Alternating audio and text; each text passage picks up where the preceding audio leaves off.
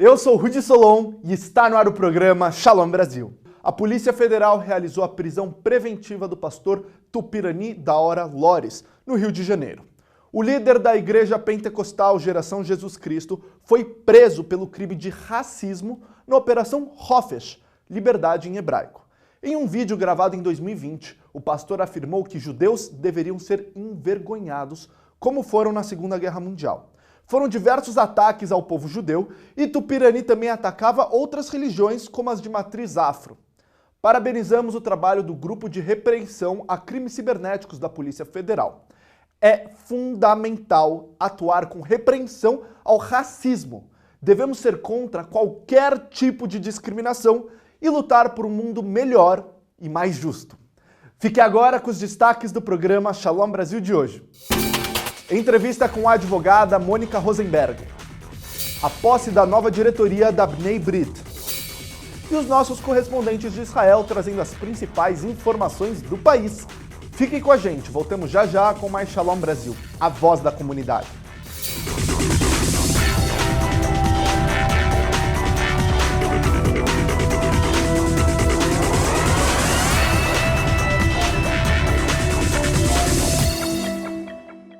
Quem sabe ser eficiente para cuidar da vida financeira sabe que não dá para ter um banco pela metade.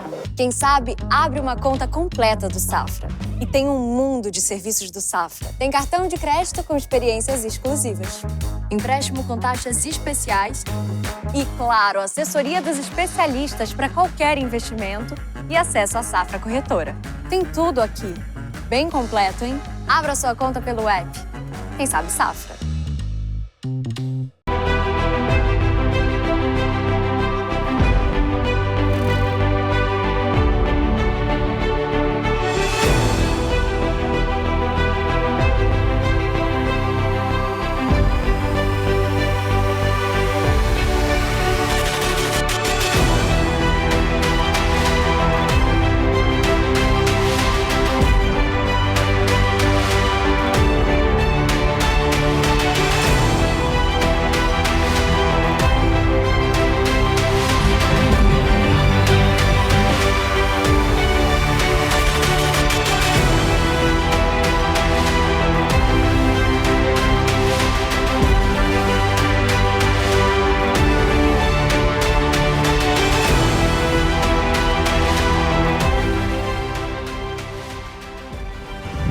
Nota 10, tudo perfeito, passeios, comida, lugar para dormir, tudo ao 100%.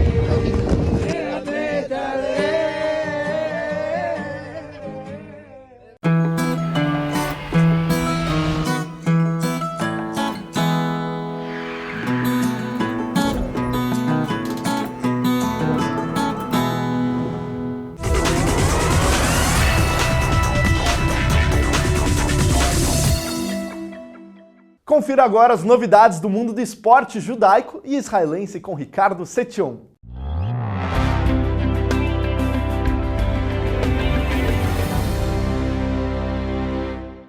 Olá, meu amigo, que tal, minha amiga? Mais uma vez, é isso mesmo, o canal de esportes do maior programa da TV judaica brasileira, é o canal de esportes do Shalom Brasil. E aqui você descobre tudo aquilo que acontece de curioso, importante e interessante no mundo dos esportes israelense e judaico.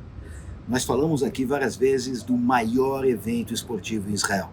Ele aconteceu sem problema algum, a maior maratona do Oriente Médio, a Maratona de Tel Aviv. 43 mil pessoas, apesar da chuva, paralisaram a cidade mais importante de Israel. Foi um sucesso absoluto. Por outro lado, todos os olhos estão na guerra entre a Rússia e a Ucrânia. E a maior atleta do atletismo israelense, Hana Kizinieva Minenko, que imigrou da Ucrânia em 2013 para Israel.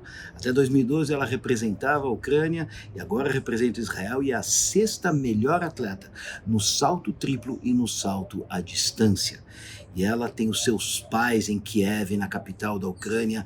Junto com ela, toda a população de Israel seguem de perto toda esta odisseia que prende não somente o ucranianos, mas também judeus e tantas outras nacionalidades. Ela é uma das 8 atletas ucranianas que representa hoje o Estado de Israel em vários esportes olímpicos. E é claro que, além disso, outras notícias que têm a ver com a guerra também são importantes. Nós falamos aqui da importância de um clube de futebol inglês, o Chelsea de Londres, que atualmente é campeão da Europa de clubes, um título importantíssimo, mas também campeão do mundo de clubes da FIFA recentemente, vencendo o nosso Palmeiras aqui do Brasil. O dono do Chelsea, nos últimos 19 anos, é o arquimilionário russo Roman Abramovich. 19 anos na frente do clube, conseguiu fazê-lo se transformar no clube dos maiores do mundo e, depois da série de sanções colocadas pela ONU e pelos Estados Unidos, ele foi um dos alvos, porque ele morou na Inglaterra. Hoje ele mora em Israel, um dos cidadãos mais ricos de Israel, e teve 3 ações dramáticas em menos de uma semana.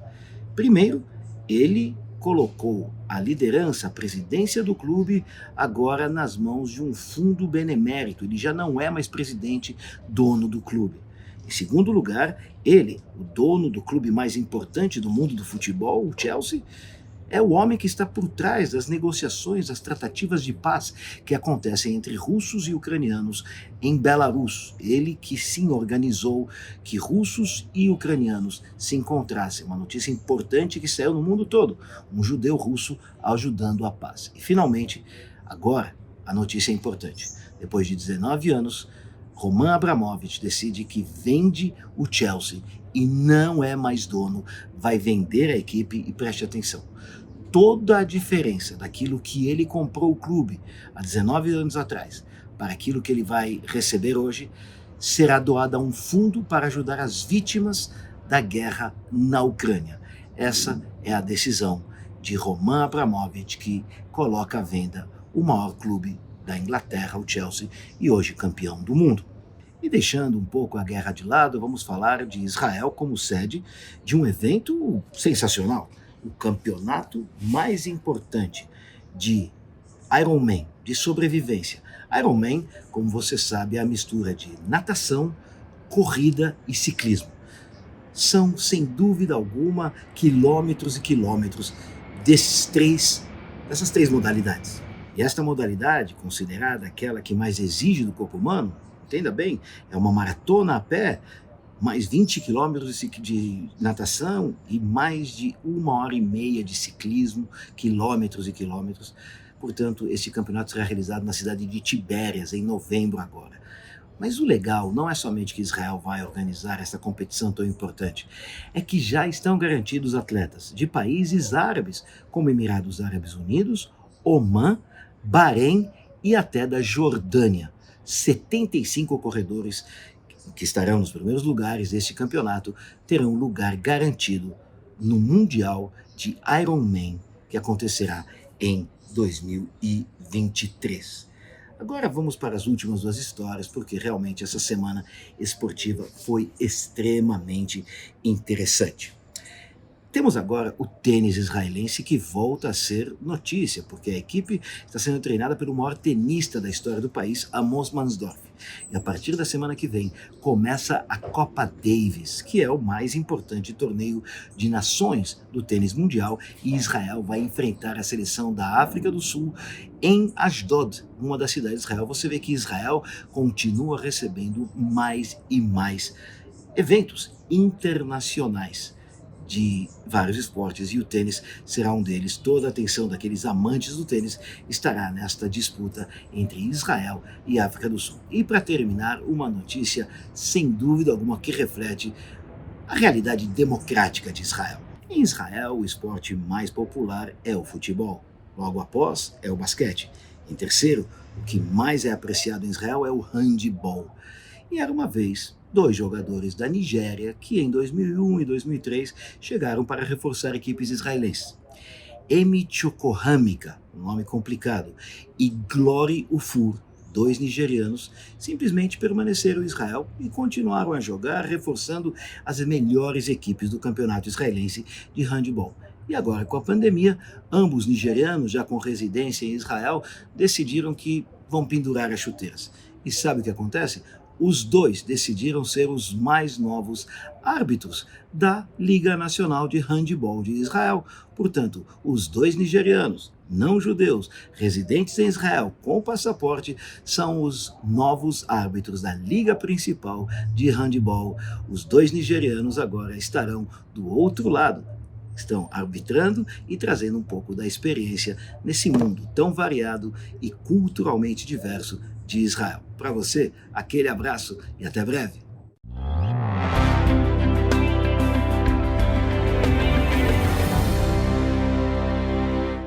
Sheila Bromberg, a nossa correspondente de turismo em Israel, foi visitar a Avenida Allenby, em Tel Aviv. É com você, Sheila.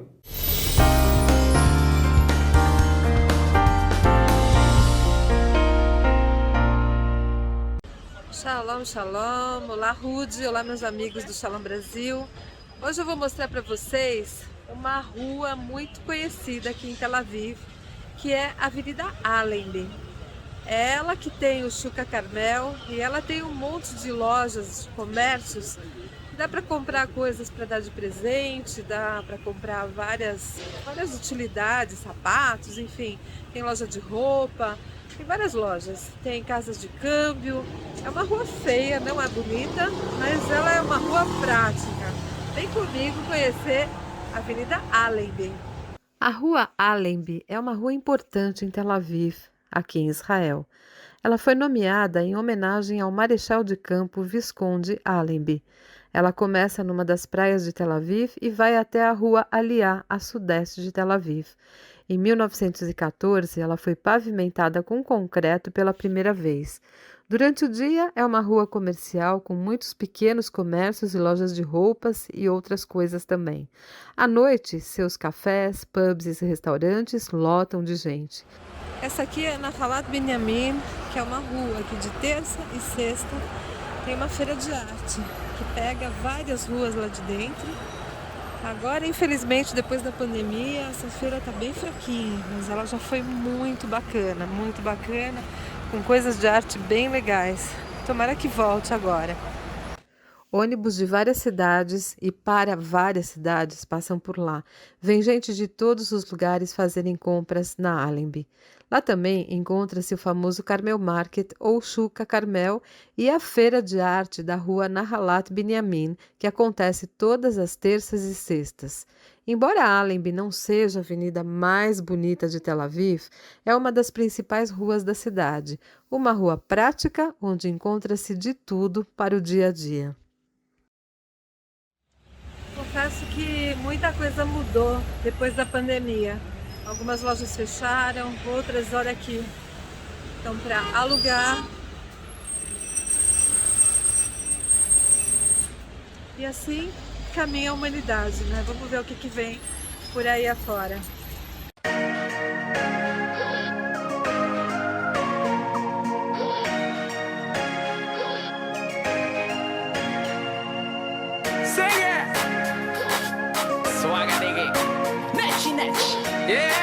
הקפה שחור חזק אני יודע שהכל יהיה בסדר לא משנה מה כולם מדברים בסדר ניתן בראש בעזרת השם בלי נדר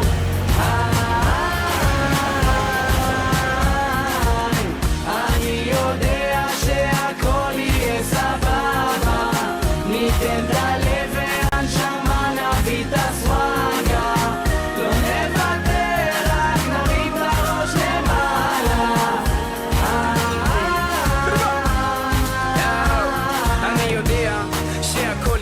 בסדר, לא מקשיב למי שמדבר בלי קשר חושב מחוץ אל הקופסה וגם מעבר אמת מקי יורק עד הקבר לא מתערבב, לא משחק במשחקים לא קונה אלף חיוכים עסוק בעצמי לא תובע בצרכים של נחשים שמנסים למשוך בחוטים בבילן בזיין עכבר מול עין בחיפוש אחר האושר Olha que legal, os petinhos de batata, Mr. Potato.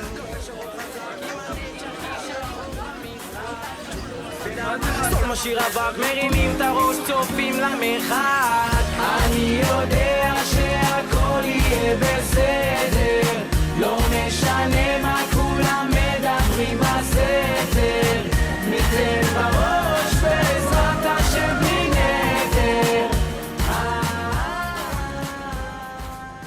vem para Allenby. É aqui que você vai achar, como a gente diz, os materiais. Tem de tudo, tem coisas legais, tem coisas boas, tem coisas bem baratas, tem lojas que vendem coisas usadas, para quem não se importa. E tem lojas legais também, que vendem coisas boas, mas você tem que procurar, tem que garimpar. Se você quer conhecer Israel, entre em contato comigo pelo Facebook, pelo Instagram, pelo YouTube ou pelos meus e-mails sheila.bron.12@gmail.com ou sheila@amaral-tours.com. Eu acho que eu posso te ajudar.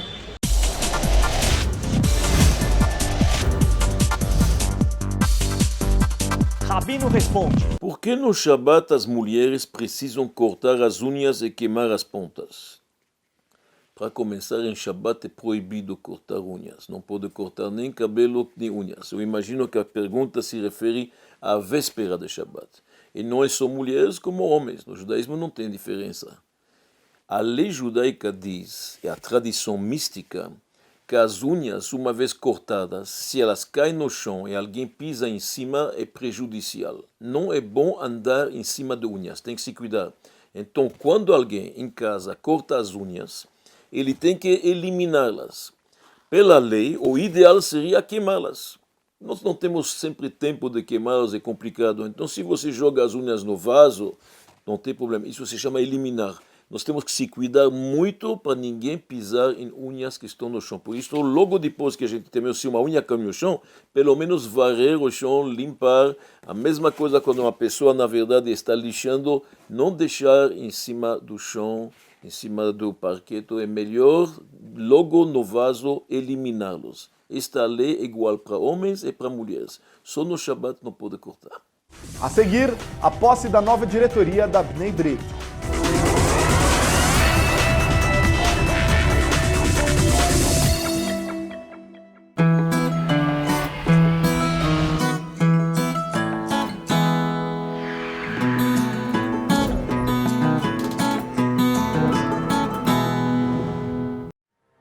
Você sabe o que é um partido nazista?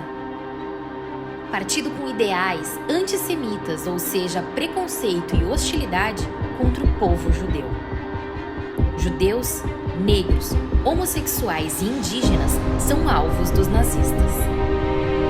Eu sou mais louco que todos vocês. Sim. Eu acho que o nazista tinha que ter o partido nazista. Eu acho que não. Reconhecido pela lei. Se o cara quiser ser um anti-judeu, eu acho que ele tinha direito de ser. A CONIB condena de forma veemente a defesa da existência de um partido nazista no Brasil e o direito de ser anti-judeu. O nazismo prega a supremacia racial e o extermínio de grupos que considera inferiores. Sob a liderança de Hitler, o nazismo comandou uma máquina de extermínio no coração da Europa que matou 6 milhões de judeus inocentes e também homossexuais, ciganos e outras minorias. Não iremos nos calar, e o nosso trabalho como advocacy já tem efeito.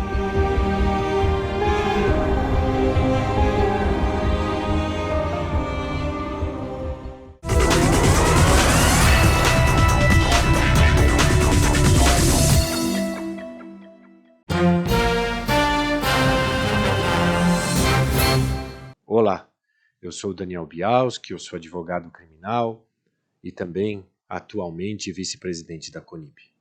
Eu venho te convidar, verdadeiramente convocar a participar conosco no próximo dia 23 de março do seminário que vai acontecer no Congresso Nacional e que vai abordar temas infelizmente recorrentes e que têm causado grande preocupação. A banalização do Holocausto e o discurso do ódio se expande e se estende até de forma criminosa não somente no Brasil, mas em todo o mundo. Por isso que esse seminário, intitulado Aprendendo o Holocausto, Respeitando o Presente e Preparando o Futuro, vai abordar temáticas diversas, sociais, jurídicas, políticas, e eu particularmente vou estar mediando um painel à legislação brasileira e internacional para endereçar a banalização do Holocausto. Vamos contar com a participação do embaixador Sidney Romero, representante do Itamaraty, o Dr. Fernando Lotenberg, ex-presidente da CONIB, presidente atual do Conselho da CONIB e representante da OEA no Brasil no combate ao antissemitismo. Também haverá a participação do Renato Feder, secretário de Educação do Estado do Paraná, e teremos como expositor o nosso ministro Joel Ilan Parsionik, que vai ilustrar e vai abrilhantar ainda mais essa discussão relacionada à intolerância e a o que vem acontecendo aqui no nosso país e que vem causando grande preocupação na comunidade judaica. Quero te convidar a assistir todos os painéis do evento que vão dar início às 10 horas da manhã e vão se encerrar às 17 horas do dia 23, para que não somente você, mas todas as pessoas entendam um pouco mais sobre o tema e o que precisa ser mudado para que a gente possa combater de forma mais eficaz, de forma mais vivaz e de forma exemplar estas pessoas que praticam o racismo, que praticam a intolerância e que não respeitam o direito a crenças diferentes, o direito a religiões diferentes, algo tão protegido e tão importante não somente para a nossa comunidade, mas para a comunidade em geral. A Bnei Brit São Paulo reuniu a comunidade judaica para a posse de sua nova diretoria. A Bnei Brit Internacional foi fundada há 179 anos. É a mais antiga e maior organização judaica de ajuda humanitária, ação social e direitos humanos no mundo. Presente hoje em mais de 50 países. Está comprometida com o povo judeu e o Estado de Israel. No Brasil, a Bnei Brit está completando 88 anos. Suas ações seguem os valores judaicos. A posse da nova diretoria da Bnei Brit reuniu a comunidade judaica presencialmente e online para nomear os novos membros da diretoria. A Bnei Brit Brasil trabalha junto com a Bnei Brit São Paulo, a Bnei Brit Rio, a Bnei Brit Porto Alegre, a Bnei Brit Curitiba.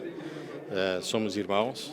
Trabalhamos juntos em todas as atividades que sejam necessárias, um apoio, uma participação e uma relação de apoio direto e indireto em tudo que for necessário. A Bnei Brit é uma fraternidade que mostra na ascensão de uma nova diretoria, com um novo presidente, um processo de mudança, um processo de avanço, de mudança, na dinâmica que a sociedade está nos apresentando e aquilo que nós temos que oferecer.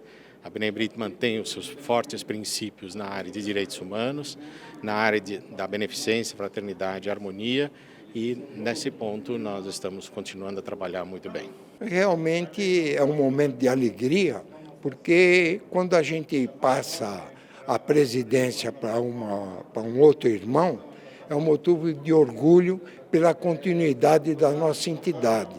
Então, é sinal que a nossa entidade está garantida para mais 2 anos de uma nova presidência, de novas ideias e, enfim, novos trabalhos. O que eu desejo é sucesso, que a pandemia acabe o mais breve possível, para que possamos nos reunir, nos encontrar, nos abraçar, enfim, ter uma vida mais juntas. Dirigentes da comunidade judaica comporam a mesa para a nomeação da nova diretoria, mostrando apoio à Bnei Brit. Eu acho que eu tenho 2 obrigações de estar aqui. Primeiro, porque o Henry é um amigo fraternal de muito tempo. Então, como amigo dele, eu já deveria estar aqui. E representando a FISESP como presidente também é muito importante. A gente está dando esse cavote, a entrega de cargo na Bnei Brit e está prestigiando uma instituição tão importante, quase centenária a nível de Brasil, e está firmando uma parceria com eles, né? Nos colocarmos à disposição da Bnei Brit para tudo o que eles precisem fazer em termos de ações sociais, para que nós possamos fazer juntos em prol da nossa comunidade. A Bnei Brit tem um papel importante, ela é uma grande defensora dos direitos humanos e faz isso de uma maneira muito, muito eficiente dentro de um contexto não só nacional, eu diria internacional. A posse com a renovação, ela é um pressuposto fundamental para uma organização que pretende perpetuar esse tipo de identidade. Portanto, eu estou aqui em nome da comunidade judaica brasileira para poder prestigiar a posse do Henry Esses, que assume hoje a direção dos trabalhos no estado de São Paulo. Portanto, para nós, razão de orgulho, para a comunidade judaica, um compromisso e uma reafirmação na defesa da democracia e do ideário dos direitos humanos. As velas da menorá foram acesas em nome dos princípios da Bnei Brit, iluminando os novos cargos que são assumidos a partir de agora. De presidente, vice-presidente, primeira e segunda secretária, primeiro e segundo tesoureiro, tribunal de honra e conselho de representantes. É um processo de continuidade. Eu me sinto entre irmãos, é uma grande família. Nós temos um conselho de notáveis. Conselho de notáveis são todos os ex-presidentes. Eles fazem um plenário como nossos grandes conselheiros e anciões pelo todo o trabalho que eles já fizeram.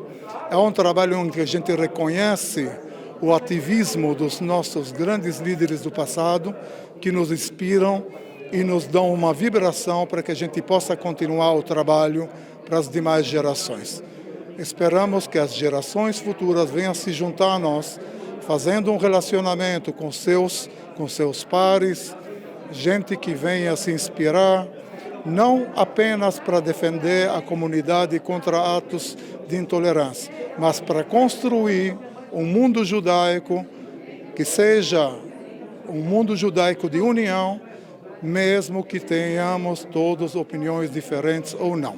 Eu estou muito orgulhosa. Eu acredito que vai ser um trabalho que vai contribuir com a comunidade e eu acho importante todas as entidades se unirem para fazer um trabalho que vai beneficiar a todos, principalmente nesse momento crítico que está acontecendo vários episódios que realmente assim precisa ter essa força toda. E eu acredito que realmente vai contribuir bastante e eu fico muito feliz e orgulhosa. O embaixador do Itamaraty, Sidney Leon Romero, falou sobre o apoio à comunidade judaica. Bom, a partir desse ano, o Brasil passa a ser membro observador da Aliança Internacional para a Memória do Holocausto, que é uma organização internacional de países que combatem o antissemitismo, que combatem a intolerância. Nesse processo de adesão do Brasil, nós tivemos primeiro contato com a Bnei Brit, principalmente com o presidente aqui da Loja Paulista, Dr. Abrão Goldstein, que nos ajudou muito nesse processo. Também a professora Maria Luísa Tucci, que é uma especialista no tema, o Dr. Carlos Reis, do Museu do Holocausto de Curitiba também. Então, por meio desse diálogo, dessa preparação, nós conhecemos um pouco mais da instituição. Eu tive uma boa relação também com o nosso novo presidente aqui da Seção Paulista. Eu achei que era o momento para vir, desejar a ele muita sorte, muita inspiração e muita energia nesse seu novo mandato. Em um clima tenso na política internacional, o professor Samuel Feldberg vem com as principais notícias da política israelense. Olá, eu sou o professor Samuel Feldberg com as notícias de Israel desta semana.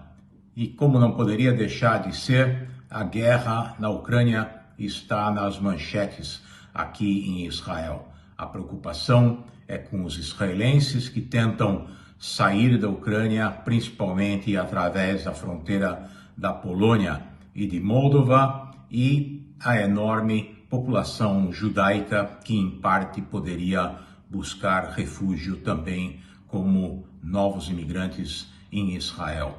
Já há 1 milhão de refugiados ucranianos que saíram do país e os israelenses têm mandado ajuda humanitária. 100 toneladas de equipamentos e ajuda foram enviados para a fronteira da Ucrânia, assim como grupos de voluntários que atuam para receber esses refugiados. E, além disso, um dos principais hospitais de Israel também está organizando um hospital de campanha para chegar até a fronteira da Ucrânia, na Polônia ou em Moldova. Somente grupos de apoio israelenses estão lá dando qualquer auxílio aos refugiados.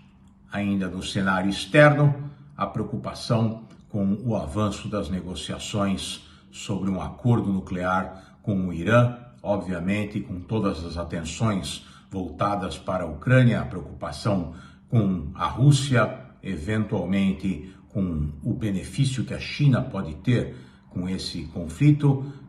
O Irã deixou de ser o foco das atenções, mesmo para aqueles engajados nas negociações, e se teme aqui em Israel que os americanos e os europeus cedam às exigências dos iranianos e assinem um acordo muito mais leniente do que aquele que foi abandonado pelos Estados Unidos, sem levar em conta as preocupações israelenses com as questões balísticas e com o apoio a grupos terroristas como os Houthis no Iêmen e o Hezbollah no Líbano, além do apoio que o Irã dá aos grupos que atuam na Síria, na fronteira israelense.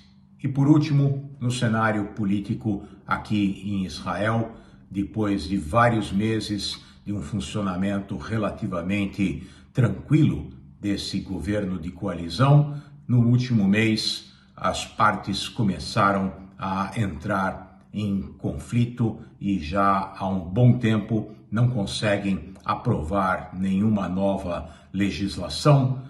Se retomou o confronto com os árabes que vivem em Sheikh Jarrah e que querem continuar lá, apesar de uma tentativa de antigos proprietários de retomar as propriedades. A decisão foi deixada provavelmente para depois de Pesach e do Ramadã, mas outras questões relacionadas aos ortodoxos e à oposição israelense representada pela direita no Likud continuam a dificultar a tomada de decisões nesse governo. Vamos torcer para que isso passe e que o governo chegue ao seu final a um bom termo. É isso, até a próxima semana. A seguir, fontes.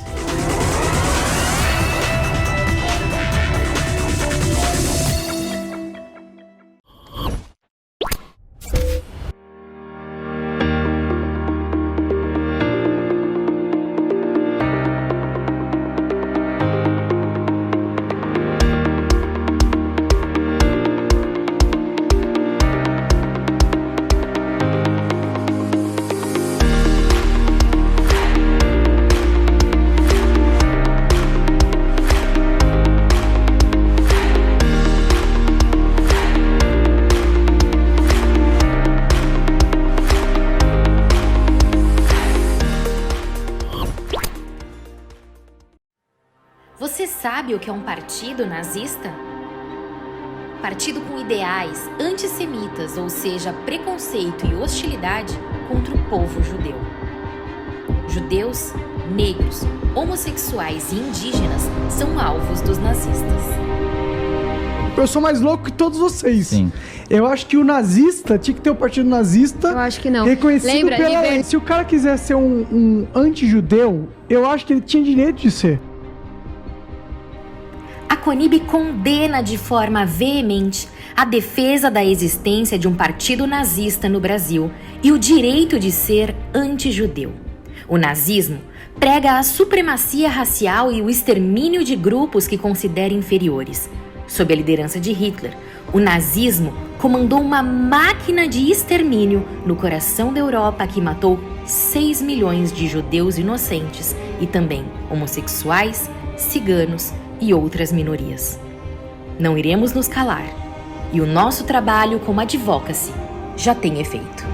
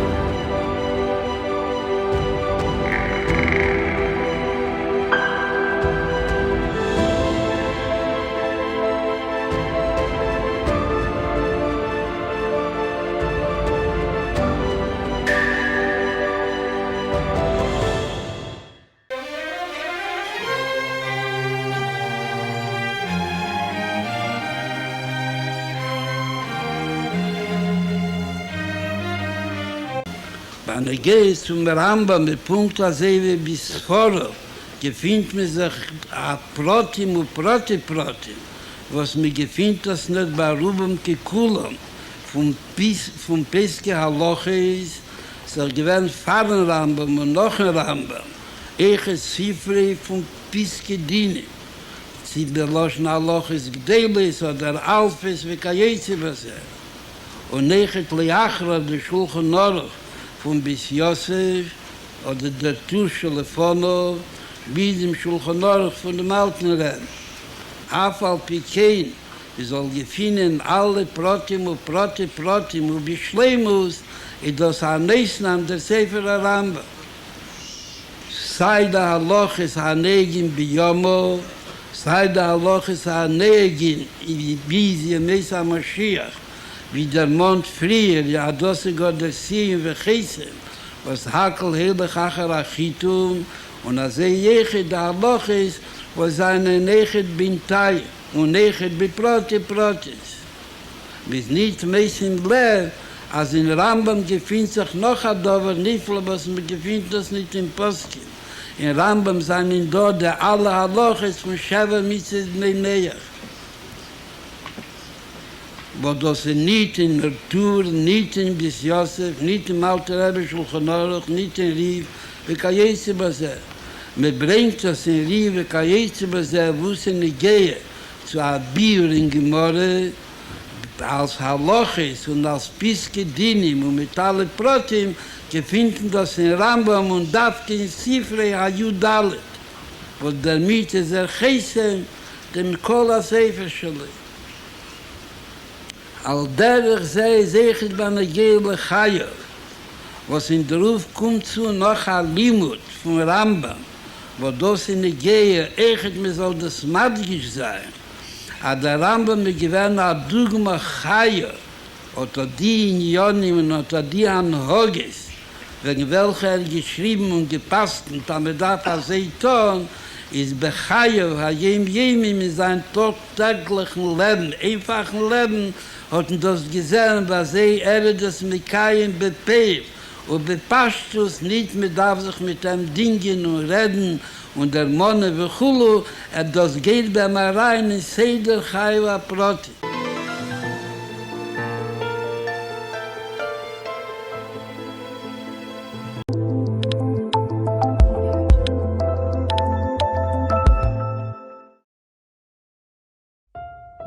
ליל שבת הגיע, וקדושה מיוחדת יורדת על העולם. תפילת קבלת שבת הסתיימה בבית הכנסת. כולם חוזרים לערוך את סעודת השבת, ולכל אחד יש זוג מלאכים מיוחדים המלווה אותו לביתו. שבת שלום. שבת שלום. יש להתחיל תכף בסדר הקידוש. וקודם כל, שרים כולם יחד, שיר מיוחד לכבוד שני המלאכים שהגיעו הביתה. שלום עליכם מלאכי השרת, מלאכי עליון, מי מלך מלאכי המלכים, הקדוש ברוך הוא.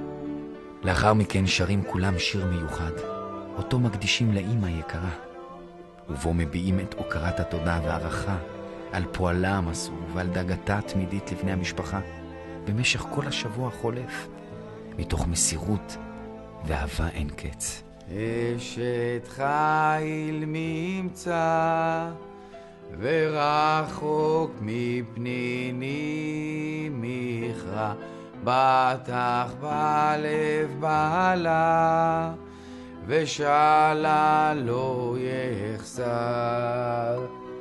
יזמור לדוד אדוני רואי לא יחסר בנודש. את הקידוש עורכים בגביע מיוחד.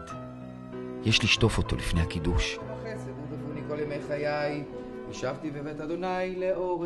מוזגים את היין לגביע ביד ימין וממלאים אותו עד גדותיו. מרימים את הגביע ביד ימין, מעבירים לשמאל ומניחים אותו במרכז כף יד ימין, כשהאצבעות תומכות בו, ומחזיקים את הגביע מעל השולחן. יום השישי, ויחולו השמיים והארץ וכל צבאם, ויחל אלוהים ביום השביעי מלאכתו אשר עשה, וישבות ביום השביעי מכל מלאכתו אשר עשה. ויברך אלוהים את יום השביעי ויקדש אותו. כי בו שבת מכל מלאכתו אשר ברא אלוהים לעשות. סברי מרנן. ברוך אתה אדוני אלוהינו מלך העולם, בורא פרי הגפן. אמן. ברוך אתה אדוני אלוהינו מלך העולם, אשר קידשנו במצוותיו ורצה בנו. ושבת קודשו בעבר וברצון הנחילנו זיכרון למעשה בראשית. תחילה למקראי קודש, זכר ליציאת מצרים. כי בנו בחרת, ואותנו קידשת מכל העמים. ושבת קודשך בעבר וברצון הנחלתנו. ברוך אתה אדוני מקדש השבת. כשאבא מסיים את הקידוש, הוא מתיישב, שותה מהיין, ומחלק ממנו לבני המשפחה, כדי שגם הם יצאו ידי חובת הקידוש. לאחר מכן, נוטלים ידיים, מברכים על החלה, וסועדים את סעודת השבת. שבת שלום. שלום עליכם מלאכי השרת, מלאכי עליון, ממלך מלכי המלכים הקדוש ברוך הוא.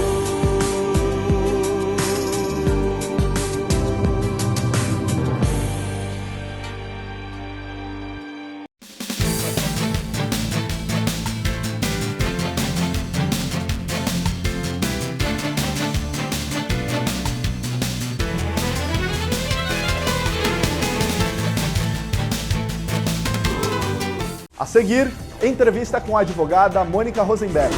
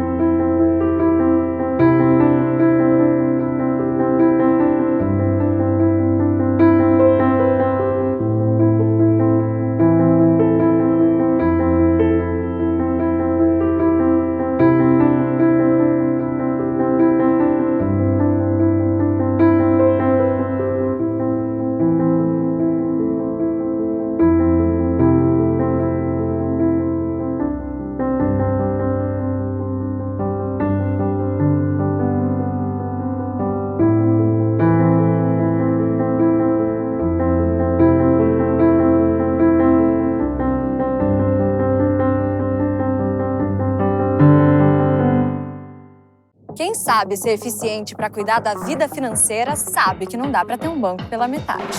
Quem sabe abre uma conta completa do Safra. E tem um mundo de serviços do Safra. Tem cartão de crédito com experiências exclusivas, empréstimo com taxas especiais e, claro, assessoria dos especialistas para qualquer investimento e acesso à Safra Corretora. Tem tudo aqui. Bem completo, hein? Abra sua conta pelo app. Quem sabe Safra.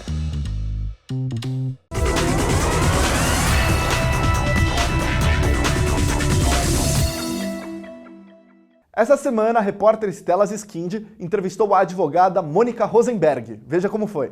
E eu vou conversar agora com a advogada Mônica Rosenberg, que fundou o Instituto Não Aceito Corrupção. Ela vai se candidatar a deputada federal nas próximas eleições. Oi, Mônica, tudo bem? É um prazer ter você aqui. Em 2015, você fundou o Instituto Não Aceito Corrupção. Qual que era a ideia inicial? Muito obrigada, Stella. Muito obrigada a você que está acompanhando pelo canal Shalom Brasil. É um prazer estar aqui e poder falar desse assunto tão importante que é o combate à corrupção, né? Você comentou do Instituto Não Aceito Corrupção. Realmente nós fundamos em 2015, que foi a primeira vez em que a corrupção apareceu na pesquisa Datafolha como sendo a maior preocupação do brasileiro. E aí a nossa ideia era que faltava inteligência nesse assunto, né? Era a época dos movimentos de rua, muitas manifestações, muito barulho e pouco conhecimento, porque a corrupção é um crime invisível. A gente não fica sabendo quando ela acontece, o dinheiro muda de mãos e só aparece pra gente quando dá errado, quando existe uma denúncia, quando há de alguma forma uma falha no sistema. E aí a nossa ideia era essa, era atuar com pesquisa, com educação e mobilização e com políticas públicas. Eram 3 eixos de atuação. O nosso objetivo era mudar a cultura de corrupção que existe no Brasil. E para isso a gente precisava trazer um pouco de método científico, um pouco mais de inteligência para esse embate, essa luta. E foi realmente um projeto muito bem sucedido. E Mônica, quando que você começou a enxergar que a corrupção era um problema? Você acredita que esse é um dos maiores problemas aqui no Brasil? Bom, o meu primeiro contato com a corrupção foi quando eu tinha 8 anos. Meu pai era técnico no ministério e no final do ano chegaram lá em casa vários presentes, caixas, assim, a gente sabia que eram coisas enormes. E o meu pai usou o 13º, que não era muito, para devolver todos aqueles presentes. Eu não me conformava, né? Mas pai, você trabalhou, você merece esses presentes. E a resposta dele me marcou pro resto da minha vida. Ele falou, se eu aceitar esses presentes dessas pessoas, na hora que eu tiver que tomar uma decisão, em vez de decidir o que é melhor para o Brasil, eu vou ser obrigado a fazer o que é melhor para essas pessoas. Então eu não posso aceitar presente nenhum enquanto eu estou lá trabalhando pelo povo brasileiro. E isso é muito sério, né? Essa questão da ética, a gente perde ela de vista. Depois, anos depois, eu já formada advogada, tinha minha banca aqui, eu advogava para empresas estrangeiras que queriam investir no Brasil. E era muito difícil eu ter que explicar para eles o nosso sistema trabalhista, nosso sistema fiscal. Tenta explicar para um estrangeiro o que é despachante, eles não conseguem nem entender o conceito. E isso também são sinais de como o nosso sistema está corrompido. E é muito difícil, quando você quer ser honesto e funcionar direitinho, é muito difícil competir. Então ali eu comecei a perceber que isso estava atrapalhando o progresso do Brasil, o desenvolvimento do nosso país. E eu entendi que eu tinha que atuar em relação a isso. Você perguntou se é o maior problema do Brasil. Talvez não seja o maior, mas ele é o mais transversal. Ele está presente em todos os problemas que a gente conseguir pensar. Problemas de saúde, tem corrupção como base. Problemas de segurança, tem a corrupção. Problemas econômicos, tudo isso tem origem na corrupção. Então a gente não vai resolver esses problemas enquanto a gente não atacar de forma muito dura a questão da corrupção. Mônica, você acha que é possível acabar com a corrupção no Brasil? Não, acabar com a corrupção não é possível. Não adianta dizer que nós vamos acabar com ela, porque não vamos. Mas ela está num nível tão fora de qualquer parâmetro, fora de controle, que ela está destruindo o Brasil. Ela está destruindo o nosso futuro. A corrupção hoje está destruindo emprego, está destruindo saúde, hospitais, as pessoas estão morrendo e estão comendo lixo. Então, nós podemos, de forma efetiva, com mecanismos de prevenção, reduzir a corrupção a níveis que sejam níveis internacionais. Não existe país no mundo que não tenha corrupção. Mas a corrupção que nós temos no Brasil hoje é absolutamente insustentável e essa sim nós podemos atuar e reduzir muito. E Mônica, conta pra mim como que surgiu a vontade de entrar na carreira política. Todos aqui conhecem o Pirkei Avot, né? O livro dos sábios. Se não eu, quem? Se não agora, quando? E se eu não for por mim, quem será? Mas se eu for só por mim, quem sou eu? Essas palavras sempre foram muito fortes na minha vida e eu acho que elas guiaram a minha trajetória de vida, que foi o contrário de todo mundo, né? As pessoas em geral têm um projeto político, querem entrar na política e então fundam uma ONG, vão buscar uma causa para defender, para poder fazer a sua entrada na política. E a minha foi o contrário. Eu tinha essa questão da corrupção, que sempre foi para mim um grande incômodo, e eu quis atuar contra a corrupção. Eu fundei uma ONG, mas eu percebi lá no meu instituto 3 coisas. Primeiro, que corrupção se combate com prevenção, né? A gente precisa atuar na prevenção. Segundo, que se não entrar na política não dá para fazer diferença. E terceiro, que os países que têm mais mulheres no governo têm menos corrupção, né? É uma relação aí de causa e consequência, e a verdade é que onde tem mais mulheres a corrupção é menor. Então, olhando para isso, naquela situação, eu dizendo, poxa vida, vou ou não dar esse passo? E eu não pude deixar de ir, eu sabia o que tem que ser feito, eu tinha o perfil, eu sou mulher, eu já tinha um trabalho de muitos anos com combate à corrupção, então tem um monte de gente falando de combate à corrupção, mas eu sei o que fazer, eu não podia ficar de fora, então eu dei o passo de entrar na política. Mas você vê que foi o contrário, não é que eu tinha um projeto de entrar e fui fazer um caminho para chegar lá, isso foi a consequência natural do meu caminho, da minha missão de fazer a diferença. Mônica, qual que é o seu projeto político e por que você quer se candidatar? O que você pretende em Brasília? O meu projeto político é atuar para que a corrupção não seja mais um empecilho no desenvolvimento do nosso país. Nós precisamos fazer a reconstrução econômica, nós precisamos gerar emprego e renda, nós precisamos sair do buraco em que nós estamos hoje e não é possível fazer isso com os níveis de corrupção atuais. Então, eu tenho 10 anos de experiência em combate à corrupção e eu sei que existem mecanismos de prevenção, mecanismos de transparência, mecanismos de controle social, o fim do foro privilegiado, o uso de tecnologia, a digitalização, a desburocratização, tudo isso tem que ser feito de forma transversal, eu repito.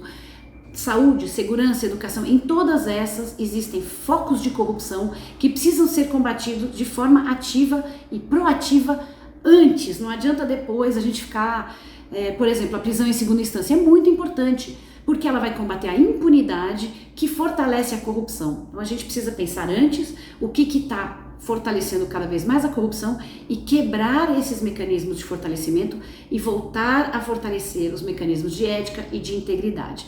Então meu projeto basicamente é atuar em todas as frentes que tem corrupção hoje, que são todas, e para que não passe nenhum projeto em Brasília que tenha escondido lá dentro oportunidades de corrupção. É ambicioso, mas dá para fazer. Mônica, pela primeira vez vamos ter uma mulher judia no Congresso. Você tem medo de preconceitos ou discriminação? Pois é, tá na hora. Realmente nunca houve uma mulher judia na Câmara dos Deputados. No Senado teve a senadora Eva Blay, que era suplente e acabou assumindo, mas na Câmara nunca teve e está na hora de ter uma Ide Shemame no Congresso para botar ordem por ali, né? E não, eu não tenho medo do preconceito nem da discriminação.